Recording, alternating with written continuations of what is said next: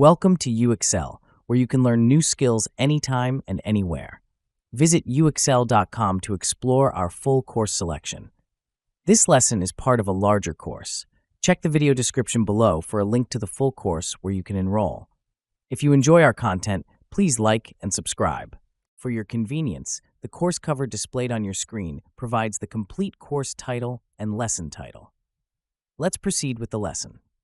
Lesson: Risk Assessments and Analysis Techniques. Risk assessments and analysis techniques form the cornerstone of effective risk management in information systems. These methodologies provide organizations with the tools to identify, evaluate, and mitigate potential threats to their information assets.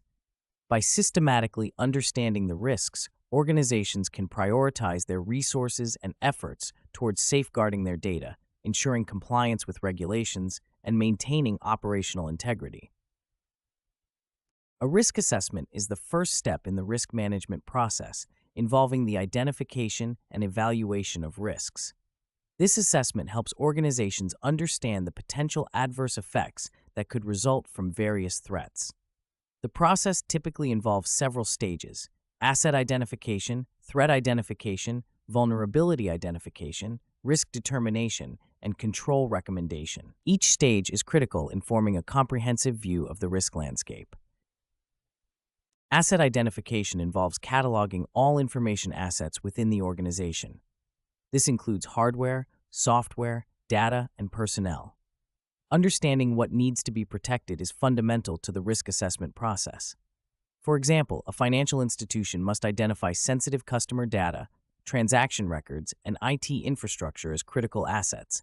Failure to protect these assets could result in severe financial losses and reputational damage. Threat identification follows asset identification and involves recognizing potential sources of harm. Threats can be natural, such as floods or earthquakes, or human-made, such as cyber attacks or insider threats. By cataloging possible threats, organizations can better prepare for and mitigate these risks. For instance, the increasing prevalence of cyber attacks, as highlighted by the 2021 Cybersecurity Threat Landscape Report, underscores the need for robust cyber risk assessments. Vulnerability identification involves pinpointing weaknesses within the organization that could be exploited by threats. This can include outdated software, unpatched systems, or inadequate security policies. A vulnerability assessment helps in understanding the likelihood of a threat exploiting a weakness. For instance, the 2017 Equifax data breach, which exposed the personal information of 147 million individuals, was a result of an unpatched vulnerability in a web application. Risk determination quantifies the potential impact and probability of identified risks.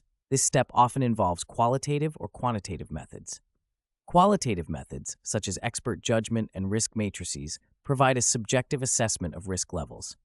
Quantitative methods, such as statistical analysis and probabilistic models, offer a more objective measurement. For example, financial institutions often use quantitative risk assessments to model the potential losses from cyber attacks, employing techniques such as Monte Carlo simulations to estimate the financial impact. Control recommendation involves suggesting measures to mitigate identified risks. These controls can be preventive, detective, or corrective. Preventive controls aim to stop threats before they occur, such as implementing firewalls and access controls. Detective controls identify and alert ongoing threats, like intrusion detection systems. Corrective controls mitigate the impact of realized threats, such as data backups and disaster recovery plans. For instance, after the WannaCry ransomware attack in 2017, many organizations strengthened their preventive controls by updating their systems and implementing more rigorous patch management policies. Several risk analysis techniques can be employed to support risk assessments. One widely used technique is the failure mode and effects analysis. FMEA systematically evaluates potential failure modes within a system and their effects on operations. By identifying failure modes and their causes, organizations can prioritize mitigation efforts.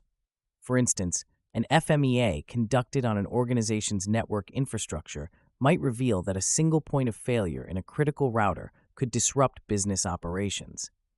Mitigation measures, such as implementing redundant routers, can then be prioritized. Another valuable technique is the bow tie analysis, which combines fault tree analysis and event tree analysis to visualize the pathways from potential causes to consequences of a risk event. The knot of the bow tie represents the risk event, while the left side illustrates preventive controls and the right side depicts mitigation measures. This visualization aids in understanding the interplay between causes, controls, and consequences. For example, a bow tie analysis of a potential data breach can help identify preventive controls such as encryption and access controls, and mitigation measures like incident response plans and public relations strategies. The risk matrix is another commonly used tool in risk analysis. It plots the likelihood of a risk event against its impact, helping organizations prioritize risks.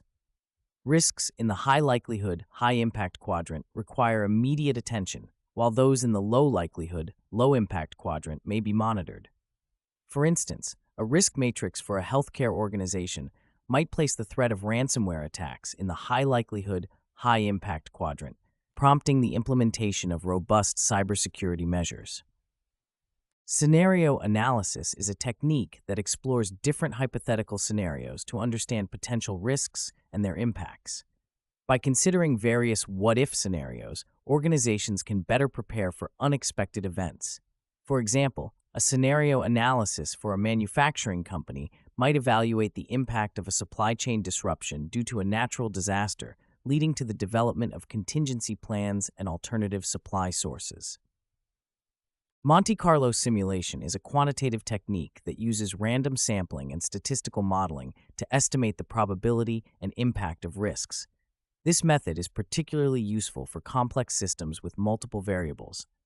For instance, a Monte Carlo simulation for an investment firm might model the potential financial losses from market volatility, enabling the firm to develop risk mitigation strategies. The integration of these risk analysis techniques within the risk assessment process enhances an organization's ability to manage risks effectively.